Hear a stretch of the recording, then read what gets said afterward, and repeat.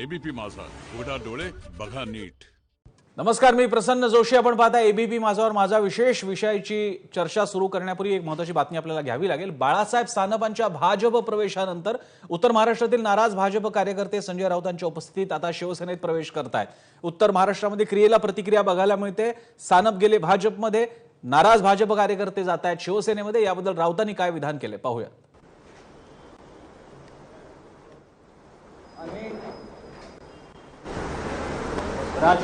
ते आता कुठे होते वगैरे आपण बोलायचं नाही, पण त्या शिवसैनिक आले ते नाशिकमधून समाधान देवरे, उद्योग आघाडी, भारतीय जनता पक्ष आणि त्यांचे असंख्य कार्यकर्ते आले। धुळ्यातून मनोज मोरे सारखा एक मजबूत आणि खंडा असा वाघ शिवसेनेमध्ये आलेला आहे। खरं म्हणजे आज हे संपूर्ण सभागृह भरलं असतं, पण चिंता फार आहेत ना, हे लावा, मग डिस्टन्स ठेवा, आपण पाळत नाही, सोडून द्या डिस्टन्स। पण उद्योग आघाडी आपल्याकडे आली म्हणजे असं आहे की समोर आता काही उद्योग राहिलेला नाही आणि यापुढे महाराष्ट्राला पुढे नेण्याचा उद्योग हा शिवसेनेतून होणार, त्याची खात्री पटल्यामुळे अनेक कार्यकर्ते शिवसेनेकडे येतात। विशेषतः नाशिकचा उल्लेख मी करतो। सुधाकरराव बडगुजर हे नाशिकचे आता महानगर प्रमुख झाले आणि ते जोमानं कामाला लागलेले का अजय बोरसे, विलास शिंदे आमदार, ते पण राज्यपाल नियुक्त आमदार होतात, पण राज्यपाल नियुक्त होणार म्हणजे फार मोठी गोष्ट आहे। ते सही करणार, ही फार मोठी गोष्ट आहे। लोक वाट बघतायत कधी सही करतायत। असो, ते समोरचे सगळे कॅमेरामध्ये उभे आहेत।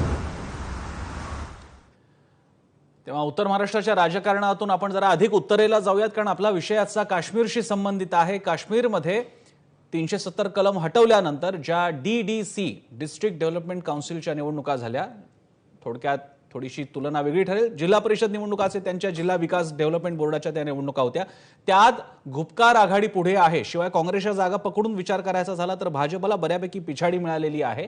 अशा परिस्थितीमध्ये काश्मीर अजूनही दूर असतं, जसं दिल्लीच्या बाबतीत हुनूज दिल्ली दूर असतं असं म्हटलं जातं, तसं भाजपसाठी काश्मीर अजूनही दूर असतं। अशाच प्रकारची स्थिती आहे का, आणि या निकालाचा ज्या दिशेने निकाल चाललेला आहे त्याचा अर्थ काय, याबद्दल आपण बोलणार आहोत। चर्चेला सुरुवात करण्यापूर्वी या आताच्या विषयाचा आढावा घेणारा हा रिपोर्ट पाहूया। श्रीराम हे भारतातल्या एका राजकीय पर्वाचे कारण ठरले। राम मंदिर निर्माण आंदोलन, त्याच्या आधीचा आणि नंतरचा न्यायालयीन लढा, याचीच परिणती आता अयोध्येतल्या श्रीराम मंदिर उभारणीत होणार आहे। मात्र अजूनही यावरून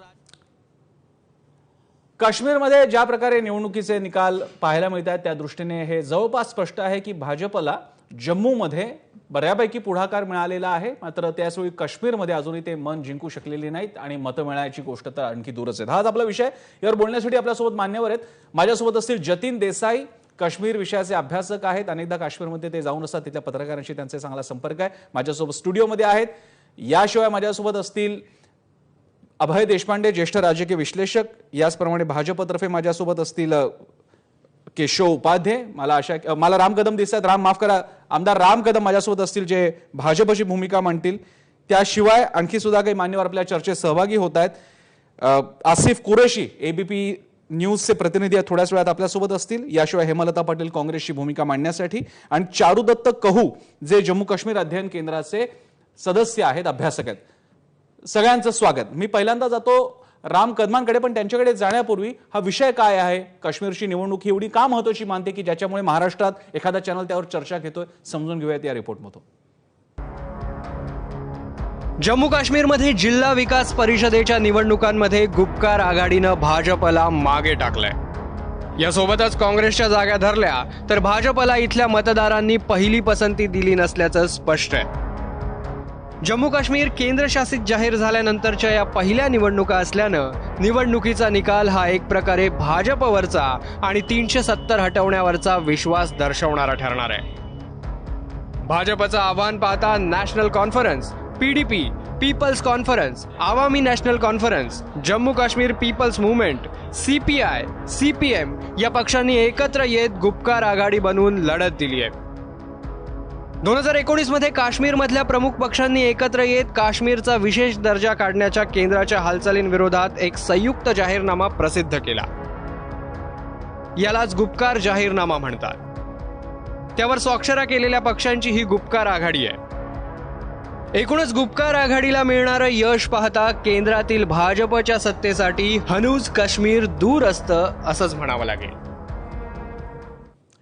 आणि हाच आपला आजचा विषय आहे. मी पहिल्यांदा राम कदमांकडे जातोय भाजपची भूमिका स्पष्ट करून घेण्यासाठी. राम कदमची सध्याचे कल पाहता, मी अजूनही कल हा शब्द वापरतोय, कल पाहता जम्मूमध्ये जरी काही एक बेस भाजपचा असला तरी अजून खोरं, ज्याच्यासाठी हा सगळा विषय नेहमी धगधगत राहिलेला असतो, खोरं अजून तुमच्यापासून दूर आहे. या या कलाचा अर्थ काय तुमच्यासाठी? प्रसन्ना, सर्वप्रथम मी आपल्याला या ठिकाणी सांगेन हो की भारतीय जनता पार्टीची देशभरातल्या इतर सगळ्या पक्षांनी पण ज्या पद्धतीनं 2014 पासून संबंध देशभरात विकासाची जी कामं सुरू आहेत, आपण कुठेही गेलो, अगदी हिमालयात जरी गेलो तरी त्या ठिकाणी देखील रस्त्याचं काम सुरू आहे, ब्रिजेसची कामं सुरू आहे. सर्व बाबतीमध्ये भारतात खऱ्या अर्थानं विकास पाहायला मिळतोय. आणि त्या भीतीपोटी भारतीय जनता पार्टीच्या समोर लढण्यासाठी लोकांना एकत्र यावं लागतंय. आणि असे पक्ष एकत्र येत आहेत की ज्या पक्षांचं यापूर्वी कधीही आपसात जुळत नव्हतं. महाराष्ट्रातही आपण तेच पाहिलं आणि काश्मीरमध्ये देखील आपण तेच पाहतो. काश्मीरमध्ये 7 पक्ष एकत्र आलेले आहेत आणि त्या 7 पक्षांचं आपसात कधी सूच जुळलेलं नव्हतं. हा पहिला मुद्दा. दुसरा मुद्दा, काश्मीरमध्ये भारतीय जनता पार्टीचं तसं विशेष अस्तित्व याच्या अगोदर नव्हतं, हे आपल्याला मान्य करावं लागेल. बरोबर आहे. पण आता एकंदरीत कल पाहता आणि 7 पक्ष एकत्रित लढून सुद्धा जे मतदान भारतीय जनता पार्टीच्या उमेदवारांना होतंय, त्या मतदानाकडे आणि त्या आकड्यांकडे आपल्याला पाहावं लागेल. आणि ते आकडे स्पष्टपणे असं दर्शवतात की जरी करता 7 लोक एकत्र आले असले तरी या काश्मीरमध्ये भारतीय जनता पार्टीचं विशेष अस्तित्व नव्हतं, त्या काश्मीरमध्ये देखील आता बऱ्यापैकी अस्तित्व निर्माण व्हायला लागले. ही वस्तुस्थिती स्वीकारावी लागेल. आणि तिसरा मुद्दा मला या ठिकाणी महत्वाचा मांडावा लागेल की जम्मूमध्ये सुरुवातीपासून भारतीय जनता पार्टीला जम्मूच्या लोकांनी स्वीकारलेलं आहे. आणि काश्मीरमध्ये देखील जो खऱ्या अर्थानं जो बुद्धिजीवी वर्ग आहे, त्या बुद्धिजीवी वर्गानं 370 कलम हटवून काश्मीरला देशाच्या मुख्य विकासाच्या प्रवाहात आणलं. म्हणून तो सगळा बुद्धिजीवी वर्ग भारतीय जनता पार्टीच्या पाठीमागे उभा राहिलाय. पण निवडणूक जेव्हा लढायची असते तेव्हा त्या ठिकाणी अनेक गोष्टी असतात, प्रभावाच्या देखील असतात, विजयाच्या देखील अनेक असतात. पण भारतीय जनता पार्टीने या काश्मीरच्या निवडणुकांमध्ये एक विशेष आपला ठसा उमटवण्याचा प्रामाणिक प्रयत्न केला आणि तिथल्या बुद्धिजीवी वर्गाने ते स्वीकारलेलं आहे, हे स्पष्ट होतं. बरं, मी इथे स्टुडिओमध्ये येतो जतीन देसाईंकडे आणि त्यानंतर कनेक्टिव्हिटी जशी असेल तशी मी बाकीच्यांकडे सुद्धा जाईन. जतीनजी, राम कदम म्हणतात त्यात अगदीच पॉईंट नाही, अशातला भाग नाहीये. खास करून जरी आपण जम्मू हा थोडा म्हणजे स्वाभाविक मानत असलो तरी सुद्धा ज्या प्रकारे भाजपची मुसंडी आहे, गुपकार आघाडी वेगळं धरून सुद्धा मी भाजपचा परफॉर्मन्स इंडिव्हिज्युअल मोजतोय, तरी सुद्धा भाजपला आता काश्मीरमध्ये ऍक्सेप्टन्स मिळू लागलेलं असं मानायचं? नाही, मला असं वाटत नाही की एकतर काश्मीर खोऱ्यात की 7 राजकीय पक्षांनी एकत्र येऊन जे काही गुपकर अलायन्स बनवलं, त्या सगळ्या पक्ष जे आहेत ते स्थानिक पक्ष आहेत, प्रादेशिक अशा स्वरूपाने, आणि ज्यांचा जो जनाधार आहे तो काश्मीर खोऱ्यात आहे. पण आपण एक गोष्ट लक्षात केली पाहिजे की या संबंध निवडणुकीच्या दरम्यान, प्रचाराच्या दरम्यान, कारण एकूण 25 दिवसात या निवडणुका झाल्या, त्यात फारुख अब्दुल्ला असतील, ओमार असतील किंवा महबूब मुफ्ती, या सगळ्यांचं म्हणणं होतं की त्यांचे जे काही उमेदवार आहेत त्या उमेदवाराला घराच्या बाहेर देखील जाऊ दिलं जात नव्हतं आणि त्यांना प्रचार करू दिला जात नव्हता, अशा स्वरूपाने त्यांचं म्हणणं आहे. आणि सतत आणि हे 3 जे नेते आहेत, या 3 नेते कुठेही प्रचाराला गेले नव्हते. त्याविरुद्ध जर आपण पाहिलं तर भारतीय जनता पक्षाने संपूर्ण ताकद लावलेली, त्यांचे केंद्रीय मंत्रिमंडळाचे सदस्य त्या ठिकाणी होते. म्हणजे संपूर्ण ताकद लावून देखील काश्मीर खोऱ्यात ज्या स्वरूपानं त्यांना अपेक्षा होती किंवा अशा स्वरूपाने अपेक्षा बाळगणं म्हणजे ते मुळातच चुकीचं होतं की त्या ठिकाणी त्यांना यश मिळणार नव्हतं. पण तरी देखील त्यांनी जी काही ताकद लावली त्याप्रमाणे त्यांना काही यश मिळालेलं नाही. आणि कुठेतरी मला असं वाटतं की या सगळ्या याच्यातनं भारतीय जनता पक्षाने कुठेतरी एक लक्षात घेतलं पाहिजे की अवाम जी आहे, जी लोक जी आहेत, ते लोकांना काय वाटतं, लोकांच्या आशा आकांक्षा काय आहेत, अपेक्षा काय आहेत, याकडे दुर्लक्ष करून कुठलाही विचार लोकांवर थोपणं, जम्मूला पटलेला हा निकाल, ट्रेडिशनली जम्मू जे आहे ते जम्मू भारतीय जनता पक्षाच्या सोबत जम्मूची आवाम जम्मू काश्मीरची आवाम नाही. तरी देखील किंवा मला मग ते सत्य तोंडावरती सांगावं लागेल स्पष्टपणे की जे शब्द उच्चारायला आपण कचरतोय. लक्षात घ्या, स्पष्टपणे बोलूया, जम्मू हिंदू, खोरं मुस्लिम, खोरं विरोधात जम्मू बाजूने स्पष्टपणे. म्हणजे त्याच्यामुळे मला आता ते घाबरण सुद्धा सोडलं पाहिजे. इतकं स्पेसिफिक आहे ते न बोलून कसं चालेल ते उघड. लक्षात घ्या की ट्रेडिशनल आहे, म्हणजे हिंदू मुस्लिम अशा तऱ्हेनं विभाजन मांडणी का असते की जम्मू हा आवाम नाहीये. आणि म्हणून लक्षात घ्या, जम्मू काश्मीर म्हटले की घाटी म्हणजेच फक्त आवाम आहे, म्हणून जम्मू लक्षात आवाम घ्या नाहीये. की जेव्हा की भारतीय जनता पक्ष आणि पीडीपीचं अलायन्स झालेलं तेव्हा देखील मी त्या अलायन्सचं स्वागत केलेलं. कारण माझं असं म्हणणं होतं की अशा स्वरूपानं हिंदू आणि मुस्लिम हे जर एकत्र येत असतील त्याचं सगळ्यांनी स्वागत केलं पाहिजे. आणि मी त्यात पहिला होतो की जे म्हणणारा की अत्यंत योग्य अशा स्वरूपाने निर्णय घेतलेला आहे.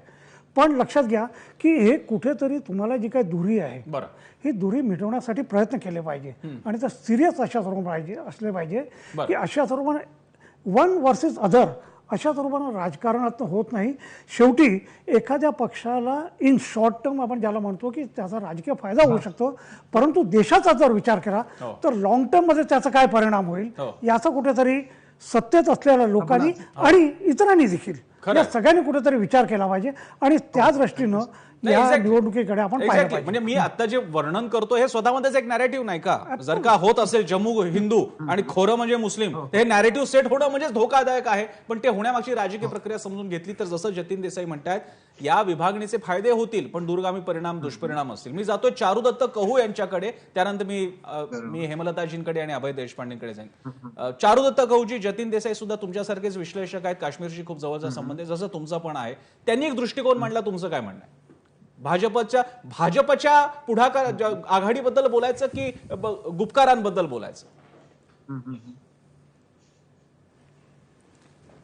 नमस्कार प्रसन्नजी. नमस्ते, बोला. मला मुळात हे सांगायचं आहे की आजच्या या निवडणुकीमुळे संविधानाचा विजय झालेला आहे. अच्छा.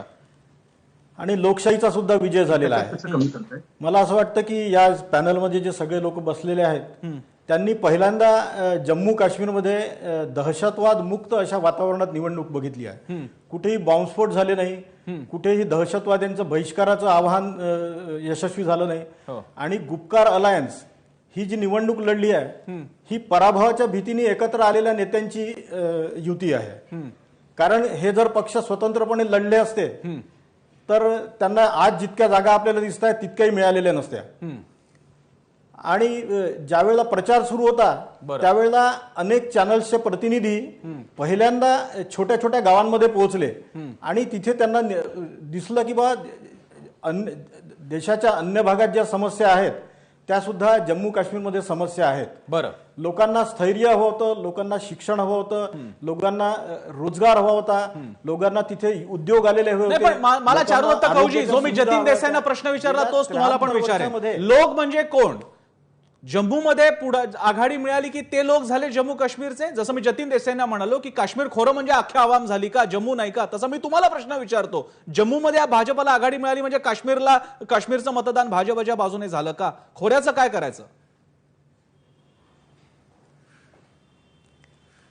नाही प्रसन्नजी, हे बघा, काश्मीर खोऱ्यामध्ये सुद्धा यावेळेला भारतीय जनता पक्षाने वेगवेगळ्या म्हणजे मुस्लिम उमेदवारांना उमेदवारी दिलेली आहे. आणि त्यातले 4-5 लोक त्यांचे निवडूनही आले आहेत जे आजपर्यंतचे निकाल झाले आहेत. आणि जम्मूमध्ये सुद्धा गुपकार आघाडीचे उमेदवार निवडून आलेले आहेत. त्यामुळे आपण एकदम मुस्लिम आणि हा असा करण्यात अर्थ नाही. उलट मी तर म्हणतो यावेळेसच्या निवडणुका इतक्या चांगल्या झाल्या की जम्मूमध्ये गुपकार आघाडी येऊन राहिली आहे आणि खोऱ्यामध्ये भारतीय जनता पक्ष कुठे ना कुठे त्यांनी चंचू प्रवेश केलेला आहे. तर राजकारणासाठी हे चांगली गोष्ट आहे. आणि या निमित्ताने तुम्हाला परिवारवादातून बाहेर ही निवडणूक झालेली आहे हे पण एक सांगावं असं वाटतं. मी इथे एक छोटासा ब्रेक घेतो. ब्रेकच्या नंतर मी हेमलता पाटील यांच्यापासून सुरुवात करेन, कारण काँग्रेस गुपकार आघाडीच्या बाहेर लढत होती, जरी त्यांची बेरीज एकत्र मानण्यात येत असली तरी सुद्धा. मी एक छोटासा ब्रेक घेतो. ब्रेकच्या नंतर त्यांच्यापासून सुरुवात करूया. पाहत राहा एबीपी माझा.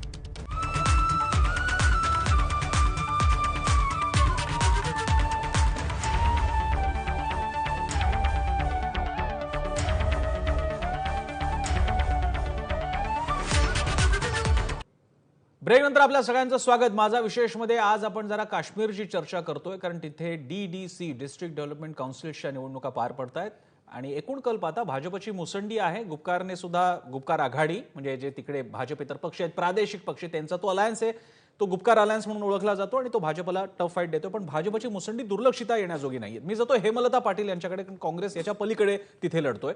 हेमलताजी, हे सगळं होत असताना, गुपकार विरुद्ध भाजप सगळं लढत असताना, ज्या काश्मीरवरती आणि जिथून तुमचे भारताचे पहिले पंतप्रधान येतात असं आपण मानतो, त्या तिथे आज काश्मीर काँग्रेस फक्त एक प्लेअर म्हणून राहिलेली आहे. माझा 2 बाबतीत तुमच्या कमेंट्स हव्यात. एक, या आताच्या या निवडणुकीचे कल दिसत आहेत त्याबद्दल कमेंट, आणि मार्जिनल अवस्था झालेली काँग्रेस.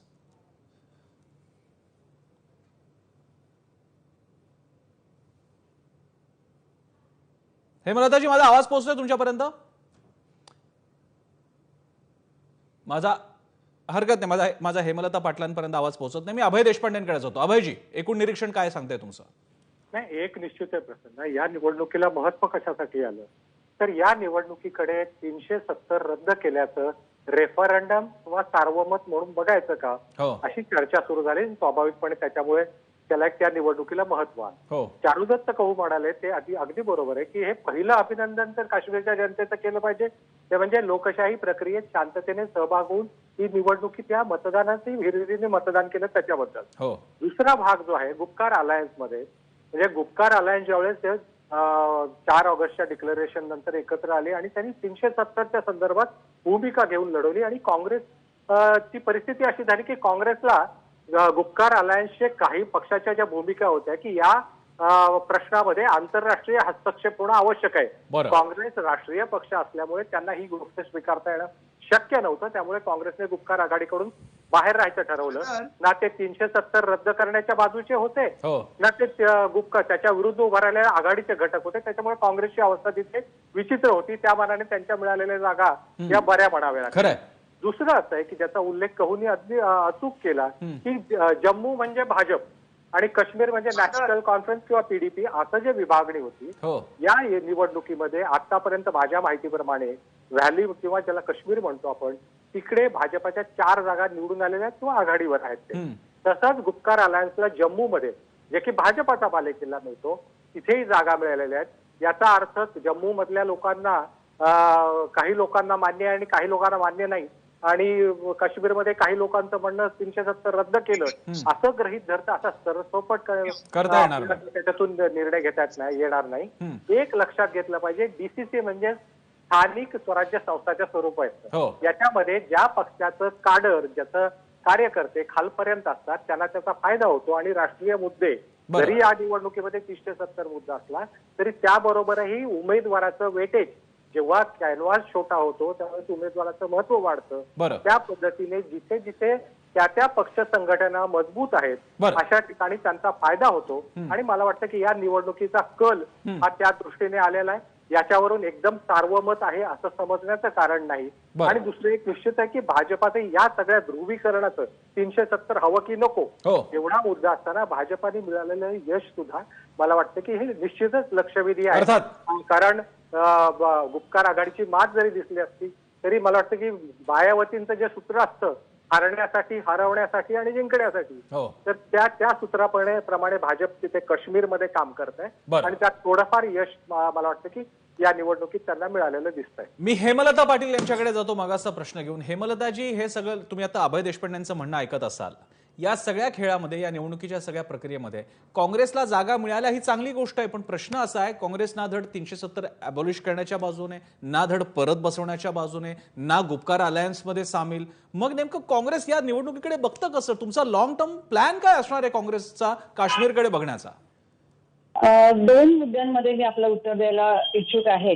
सगळ्यात पहिल्यांदा मगाशी तुम्ही जे बोलताना म्हटलं की नॅरेटिव्ह सेट करणं, आणि भारतीय जनता पक्षाचं यासाठी मी काँग्रेसची प्रवक्ता असून सुद्धा अभिनंदन याच गोष्टीसाठी केलं पाहिजे की ज्या पद्धतीने या निवडणुका लढल्या गेल्या त्यामध्ये आपण बघितलं की जम्मूचा विषय निघाला. जम्मूमध्ये मग कठुआ असेल, सामा असेल, या ज्या सगळ्या बॉर्डर आहेत, जम्मू असेल, या ठिकाणी हिंदू बाहुल्य सगळा भाग, त्या ठिकाणी हिंदुत्वाचा अतिशय जोरदार प्रचार करणं, हिंदुत्वाचे मुद्दे घेणं आणि हिंदुत्वाच्या दृष्टीने प्रचार करणं. आणि त्या उलट काश्मीर घाटीमध्ये अनंतनाग असेल, पुलवामा असेल, नंतर शोपिया असेल, या ठिकाणी बडगाम असेल, तर ज्या ठिकाणी त्यांना एकही मत म्हणजे एकही उमेदवार निवडून येण्याची शक्यता नाही, त्या ठिकाणी मी 3 वाजेपर्यंत जे निकाल बघितले त्याच्यामध्ये अदर्स जे आहेत त्यांची तुम्ही संख्या बघा, 8, 10, 6, म्हणजे ज्या ठिकाणी आपला उमेदवार निवडून येणार नाही त्या ठिकाणी आपला उमेदवार पडला तरी चालेल, परंतु अपक्ष उमेदवार उभे करून द्यायचे, त्यांना आर्थिक बळ द्यायचं आणि त्या पद्धतीने त्या निवडणुका लढवायच्या. त्याच्यामध्ये जसं मगाशी देसाईंनी सांगितलं की त्या पद्धतीने जे दुसरे नेते होते त्यांना घराच्या बाहेर पडून दिलं नाही, भाजपच्या नेत्यांना रसद पुरवली गेली, सुरक्षा पुरवली गेली. ह्या सगळ्या गोष्टींचा विचार करून शेवटी लोकशाहीमध्ये आणि निवडणुकांमध्ये डोकी मोजली जातात आणि या दृष्टीने भाजपाने ही जी रणनीती आखली ती नक्कीच कौतुकास्पद म्हणावी लागेल. आणि दुसरी गोष्ट, आता जे अभय देशपांडे म्हटले की ह्या लोकल निवडणुका आहेत, यामध्ये या निवडणुकामध्ये उमेदवार कोण आहे, आपल्या फायद्याचा उमेदवार आहे का, रस्त्यांचा विकास करणार आहे का, लाईट आणणार आहे का, या दृष्टीने त्या निवडणुका होतात. तर स्ट्रॅटेजी म्हणून भारतीय जनता पक्षाने आता तीन उमेदवार जरी घाटीमध्ये निवडून येणार असेल तरी सुद्धा ही काँग्रेससाठी धोक्याची घंटा आहे असं म्हणावं लागेल. साऊथ काश्मीरमध्ये जसा काँग्रेसचा जोर आहे, परंतु आपण जे म्हटला की काँग्रेसनी स्वतःची एक रणनीती म्हणजे दिल्लीमध्ये केजरीवाल पुढे जात आहे तर त्यांना सपोर्ट करणं किंवा बिहारमध्ये तेजस्वी यादवांना सपोर्ट करणं, हे न करता काँग्रेसनी स्वतःची एक रणनीती आखणं, आपल्याला कुठल्या पक्षांबरोबर कायमस्वरूपी जायचंय. जसं महाराष्ट्रामध्ये राष्ट्रवादी काँग्रेस बरोबर काँग्रेस आहे कायम, तर त्या दृष्टीने एक व्यूहरचना करणं आणि काँग्रेसने त्या दृष्टीने पुढे जाणं हे गरजेचं आहे. आणि म्हणून मला असं वाटतं फार अतिशय चांगल्या कमेंट्स हेमलता पाटील यांच्याकडनं आलेल्या आहेत आणि म्हणजे ब्रेक नंतर मला हाच मुद्दा घेऊन पुढे जावं लागेल, एवढ्या महत्वाच्या कमेंट्स आहेत. त्यामुळे एक ब्रेक येतो, ब्रेकच्या नंतर चर्चा पुढे नेऊयात. पाहत राहा माझा विशेष.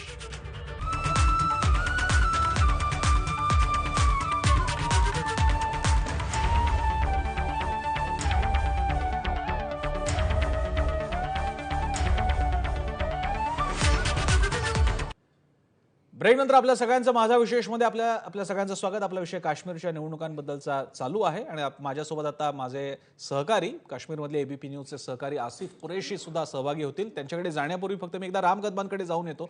राम कदमजी, एक प्रश्न याच्यातला असा आहे, निवडणुकीचे कल निकाल जागा स्पष्ट होतील, थोड्या जागा कोणाला तरी जास्त असतील, कोणाला तरी कमी असतील. भाजपची मुसंडी आहे, याबद्दल खरंच कौतुक जसं हेमलता पाटील यांनी केलं तसं इतरांना सुद्धा करायला काहीच हरकत नाहीये.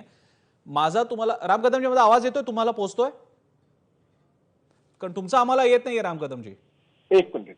येस, आता येतोय राम कदमजी, आता येतोय आवाज. माझा प्रश्न असा होता राम कदम, असं जरी असलं तरी सुद्धा गुपकारला मिळालेला प्रतिसाद पाहता अजूनही फार मोठा लढा भाजपसमोर बाकी आहे. एक कसं आहे की काश्मीरमध्ये भारतीय जनता पार्टीचं संघटन हे सुरुवातीपासून नव्हतं हे आपल्याला मान्य करावं लागेल. आणि मागच्या काही वर्षामध्ये आमच्या कार्यकर्त्यांनी, वरिष्ठ नेत्यांनी जे कष्ट ज्या पद्धतीने घेतले त्या पद्धतीने हळूहळू तिथे संघटन वाढतंय. पण या निवडणुकांचा जो कल आजचा आपण दिवसभराचा जो पाहिला आणि या 7 पक्षांच्या मनातली भीती जी आपण पाहिली की या एकाही पक्षाची हिंमत नव्हती की एकट्याने आमच्यासमोर लढण्याची. आणि जर हे पक्ष एकट्याने जर आमच्यासमोर लढले असते तर निश्चितपणे आज जे यश मिळालंय त्याच्यापेक्षा कितीतरी अधिक पटीने यश मिळालं असतं, ही वस्तुस्थिती आहे.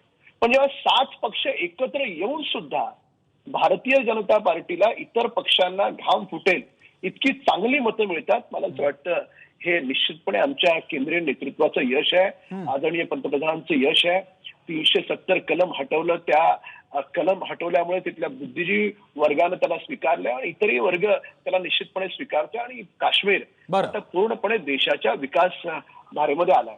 या ठिकाणी मला 2 महत्वाचे मुद्दे मांडायचे. मागच्या 3 महिन्यामध्ये ज्या काही निवडणुका देशभर झाल्या, मग ते बिहारची निवडणूक असेल, अरुणाचल लोकल बॉडी असेल, आसाम बीटीसी असेल, राजस्थान जीपी आणि झेडपी असेल, गोवा जिल्हा पंचायत असेल, लडाख काउन्सिल असेल किंवा मग GHMCच्या इलेक्शन्स असतील, या प्रत्येक निवडणुकीमध्ये भारतीय जनता पार्टीला हे अतिशय भरभरून मोठं यश मिळालं. आणि या ठिकाणी काँग्रेसच्या प्रवक्त्या, मी व्यक्तिविशेष टिप्पणी करणार नाही, पण जर प्रवक्ते जर केंद्रीय नेतृत्वावर काँग्रेसच्या जर संशय व्यक्त करत असतील, तर त्यांच्या बोलण्यातून असं आलं की केजरीवालांच्या संदर्भातला काँग्रेसचा निर्णय किंवा बिहारमधला काँग्रेसचा निर्णय हा निर्णय चुकीचा आहे आणि चुकीचा आहे बरोबर आहे, त्याच्यावर आम्ही टिप्पणी करणार नाही, त्यांचा पक्षाचा व्यक्तिगत भाग.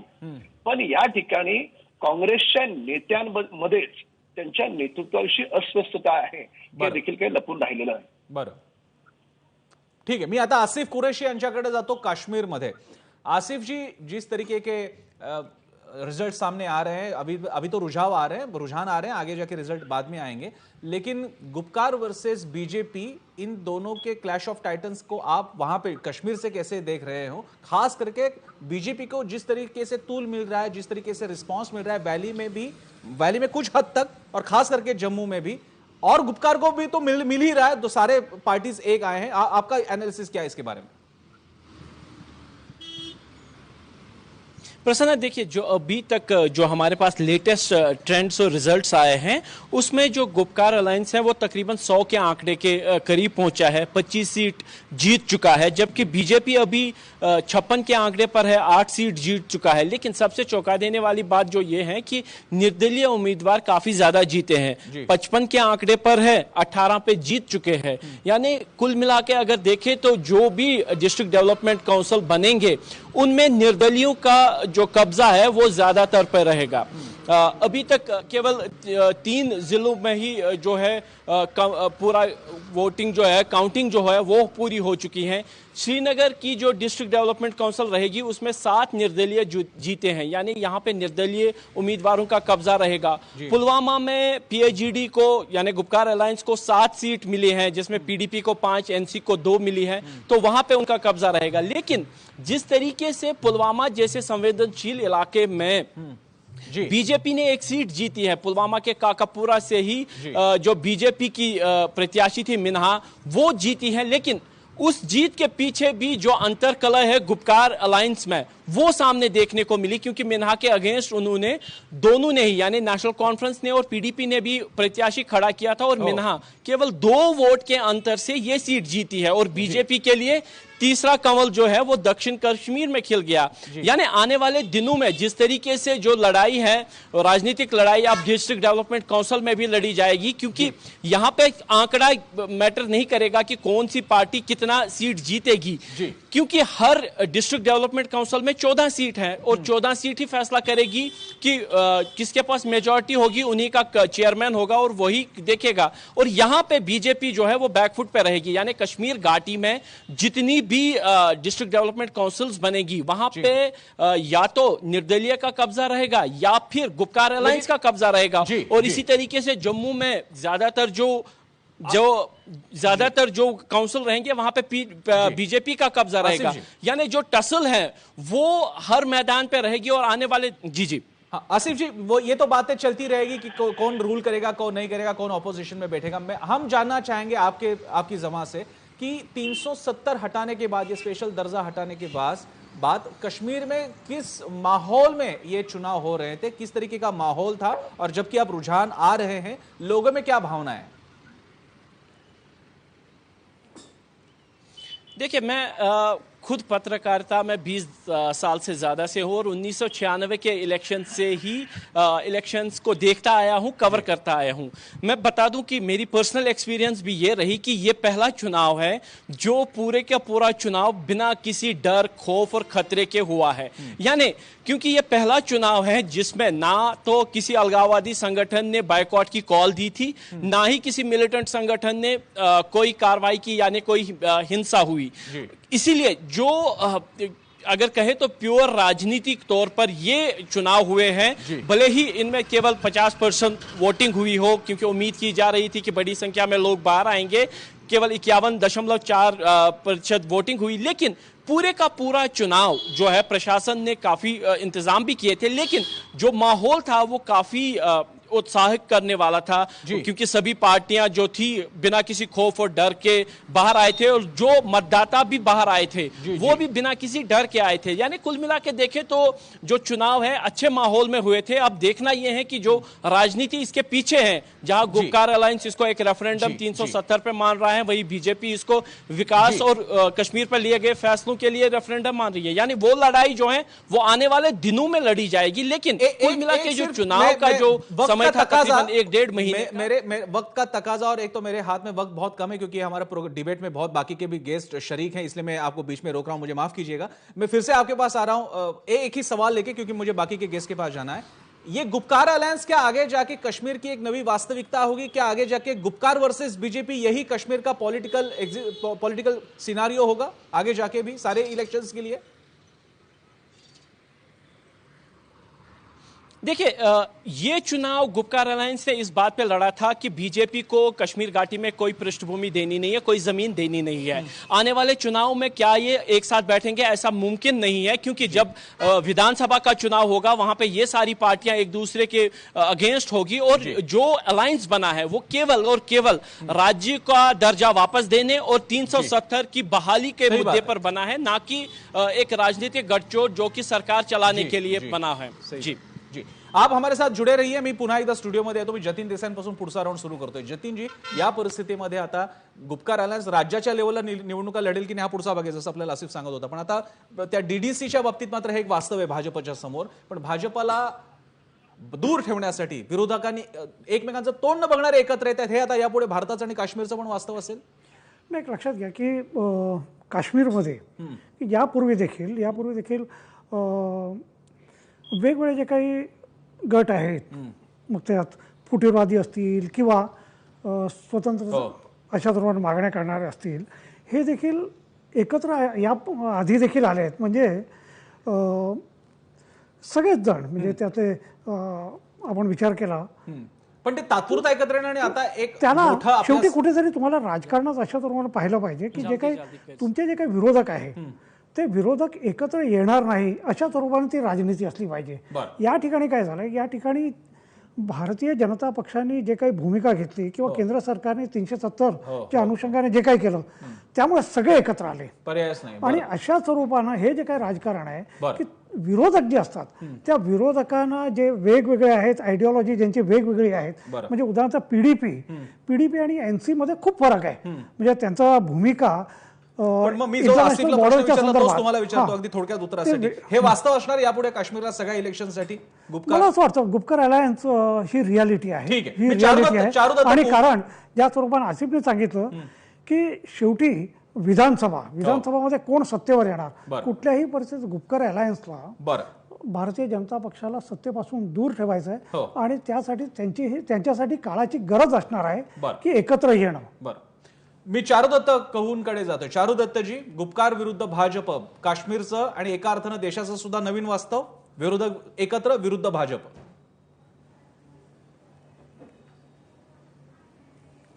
हा, मला असं वाटतं वास्तव राहील की नाही हे आज सांगता येणार नाही, पण या निवडणुकांनी आपल्याला काय दिलं हे मला सांगायचं की पश्चिम पाकिस्तानामधून आलेले 1.25 लाख जे लोक होते शरणार्थी, त्या लोकांनी या निवडणुकीत स्वातंत्र्य झाल्यानंतर पहिल्यांदा मतदान केलेलं आहे. या प्रचारादरम्यान आपल्याला एक लक्षात आलं की ज्या दहशतवादग्रस्त भागामध्ये भारताचं नाव घ्यायला सुद्धा लोक बिचकायचे किंवा तिथे विचारायचे की तुम्ही भारतातून आले आहात का, तिथे प्रचार दरम्यान तिरंगा हातात घेतलेले लोक होते आणि भारत माता की जयचे नारे सुद्धा त्यांनी लावले.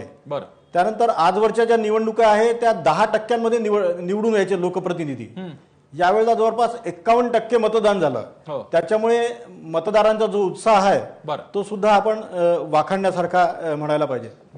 दहशतवादग्रस्त भागामध्ये महिलांचा जो सहभाग होता की त्यांची जी मागणी होती ती सुद्धा पूर्ण झाली, की आम्हाला शिक्षण हवं आहे, आमच्या मुलांच्या शाळा सुरू व्हायला हव्या आहेत. तर या ज्या मागण्या आहेत, ज्या नव्याने अस्तित्वात येणाऱ्या ज्या डीडीसीच्या प्रतिनिधी आहेत त्या पूर्ण होणार आहेत. आणि अतिशय मागास असे जे टांगेवाले किंवा घोडेवाले होते त्या म्हणजे हे घुमंतू समाज आहे हा सुद्धा प्रचंड मोठ्या संख्येने या निवडणुकीमध्ये सहभाग, त्याच्यामुळे लोकशाहीतला सहभाग, राजकारणातला त्यांचा सहभाग, राष्ट्रीय प्रवाहात त्यांचं सामील होणं आणि माझ्या बेसिक फ्रेम लक्षात आली. मला वेळ कमी आणि आणखी 3 गेस्टकडे मला जायचं. मी राम कदमांकडे जातो. राम कदमजी, काश्मीरचा हा मुद्दाचा इलेक्शन पुरता आणि त्या डीडीसीच्या होत्या, पण गुपकार अलायन्सने हे दाखवून दिलेलं की एकत्र आल्यानंतर त्यांचा आज जो आकडा 100ला पोहोचलेला आहे, मगाशी आपल्याला आसिफ सांगत होता, हे केवळ आणि केवळ ते एकत्र आले म्हणून झालेलं आहे. माझा तुम्हाला प्रश्न आहे, एकत्र येणं भाजपच्या विरोधात, आता ह्याला तुम्हाला क्रेडिटच दिलं पाहिजे, विरोधकांना तुम्ही एकत्र आणताय, पण हे वास्तवाला तुम्ही कसे भिडणार आहात काश्मीर पासून कन्याकुमारी पर्यंत? कसं आहे प्रसन्न की ही गोष्ट तर मान्य करावी लागेल की विरोधी पक्षामध्ये आता हिंमत उरली नाही एकट्या दुकट्यानं भाजपसमोर लढण्याची. आणि ती जी हिंमत उरली नाही हेच भाजपचं यश आहे. विकासाचा मुद्दा, सबका साथ सबका विकास, हे सूत्र घेऊन भारतीय जनता पार्टीचा प्रत्येक कार्यकर्ता खाली फील्डवर.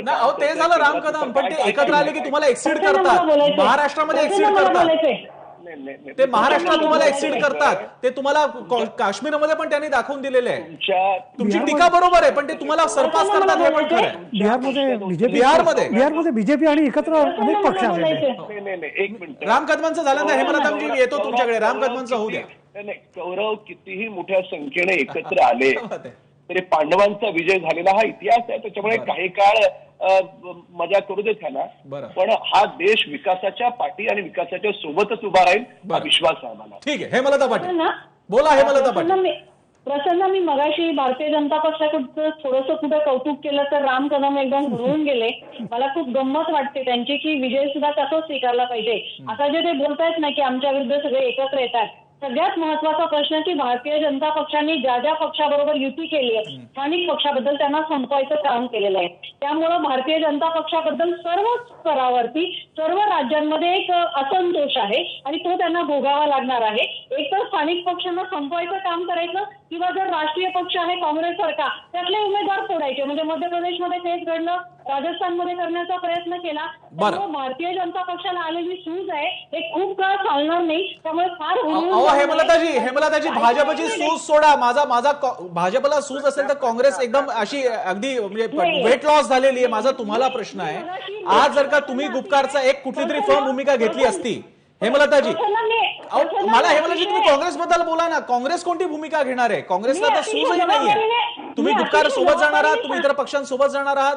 तुम्ही बिहारमध्ये जसं केलं तसं आज तुमच्यावरती टीका होते बिहारच्या बाबतीत की तुम्ही जागा कमी केल्या. तुम्ही कोणती भूमिका घेणार आहात काँग्रेस म्हणून? प्रसन्न, मगाशी मी अगदी जबाबदारीने सांगितलं आणि काँग्रेस याच्यावर नक्की विचार करेल. मगाशी माझा बोलण्याचा अर्थ तोच होता की काँग्रेस आता विचार करेल की कशा पद्धतीने आपण पुढे गेलं पाहिजे आणि तुम्ही थोडासा वेळ द्या. काँग्रेस पक्षाला थोडासा वेळ द्या. ज्या पद्धतीने आम्ही सगळी व्यूहरचना करायला लागलोय, काय भूमिका आहे काश्मीरवरती, काय भूमिका आहे? 370 रद्द केला याच्या बाजूने आहात की 370 परत आणलं पाहिजे या बाजूने आहात? काय भूमिका आहे? किती विचार काश्मीरबद्दलची भूमिका ही काँग्रेस पक्षांनी वेळोवेळी सांगितलेली आहे. त्या दृष्टीने लोकसभेमध्ये आम्ही बोललेलो आहे, स्थानिक प्रश्नावरती बोललेलो आहे, निवडणुकीमध्ये बोललेलो आहे आणि ती भूमिका आमची बदलणार नाहीये. त्यामुळे काश्मीर बद्दलच्या भूमिकेमध्ये काँग्रेसचा काही फरक पडणार नाही आणि ज्या आमच्यामध्ये काही त्रुटी राहिल्या त्या आम्ही बाजूला सारून कशा पद्धतीने पुढे जायचं याचं आम्ही एक मंथन करू आणि त्या पद्धतीने पुढे जाऊ. बरं, मी जातोय अभय देशपांडेंकडे. अभयजी, 3 सेगमेंट्स बद्दल तुम्ही थोडक्यात मतप्रदर्शन करा. भाजपची मुसंडी, गुपकारमुळे भाजप विरोधकांनी एक आले तर ते तोंड देऊ शकतात, हे एक नवीन वास्तव, आणि 3 काँग्रेसची द्विधा मनस्थिती किंवा निर्णायकी मनस्थिती. नाही प्रसन्न, एक निश्चित आहे, त्याचा आघाड्याचा विषय झाला. आघाड्या हा आपत्धर्म असतो, तो काही कोणी प्रत्येक पक्ष इच्छेने करत नाही, तर ती अपरिहार्यता असते. एकेकाळी काँग्रेस हा अतिशक्तिशाली पक्ष होता, तेव्हा सगळे पक्ष एकत्र येत होते, त्याच्यातूनच जनता पक्षापासून पुलोतपर्यंत अनेक निर्णय झाले. तेव्हा आपण हे सूत्र जे आता आणलं ते वेगळं एकदम उलट दिसत होतं. जोपर्यंत भाजप प्रबळ आहे, शक्तिशाली आहे, तोपर्यंत प्रादेशिक पक्ष एकमेकांच्या विरुद्ध असले तरी त्यांना एकत्र येण्याचा शिवाय दुसरा पर्याय नसेल. हा जरी राजकारणाची अपरिहार्यता. दुसरं, काश्मीरच्या बाबतीत 370चं रेफरंडम म्हणता येणार नाही असं जे म्हणलं मग अशी आसिफजी जास्ती सांगू शकले असते की जम्मू हा भाजपाचा बालेकिल्ला आणि गड म्हणतो, तिथे अलायन्सला जवळपास 20 ते 22 जागांवर ते फुटलेत. म्हणजे व्हॅलीमध्ये जरी भाजपाने प्रवेश केला असला तरी भाजपाच्या गडामध्ये अलायन्सचा मोठा प्रवेश झालेला आहे. तिथे जास्त जागा मिळालेल्या आहे. कदाचित याचा परिणाम विधानसभेच्या वेळेस किमान म्हणजे युती नाही तर किमान सीट शेअरिंग पुरतं तरी काही भागापुरते करता येईल का या दृष्टीने विचार होऊ शकतो. दुसरं 370च्या संदर्भात काँग्रेसची भूमिका अनेक वेळा जी प्रॉब्लेम होतो की काँग्रेसचा 370 रिपील करायला विरोध होता, परंतु त्याच्यात आंतरराष्ट्रीय हस्तक्षेप मान्य करणं काँग्रेसला शक्यच नाहीये. त्यामुळे काँग्रेसला तिथे वेगळी भूमिका घेणं शक्यच नव्हतं. अशा परिस्थितीमध्ये जी गोची होते तशीच काँग्रेसची स्थिती झालेली आणि आता त्यांच्या त्या पक्षाची मर्यादा अभयजी. मात्र तुम्ही एक सांगितला तो मुद्दा महत्वाचा ठरेल की आता आपद्धर्म म्हणून का होईना विरोधी पक्ष एकत्र आले असले तरी सुद्धा ते भाजपला तोंड देऊ शकतात. हे तिथे सुद्धा लक्षात आलं, हे बिहारमध्ये लक्षात आलेलं आहे, महाराष्ट्रात तर ते दाखवून दिलेलंच आहेत. या नव्या राजकीय वास्तवामध्ये आपण पुन्हा एकदा प्रवेश केलेला आहे. त्याचं आणखी एक उदाहरण काश्मीरमध्ये बघायला मिळालं. पण एक चांगली गोष्ट, सगळ्यांचं एकमत आहे काश्मीरमध्ये इतक्या वर्षानंतर निर्भीडपणे निर्धोकपणे दहशतवादाचं छत्र न असता निवडणुका झाला, मतदान झाला. तिथल्या आपल्या बंधू भगिनींसाठी आपण अपेक्षा करूयात की तिथे आता एक नवीन विकासाची पाठ होईल. या चर्चेसाठी आपल्याला सगळ्यांनी वेळ दिला. मी सगळ्यांचे आभार मानतो. आसिफ, आपका भी शुक्रिया हमसे जुड़ने के लिए. आणि माझा विशेष मध्ये इथे थांबूयात. पाहत राहा एबीपी. एबीपी माझा, उघडा डोळे बघा नीट.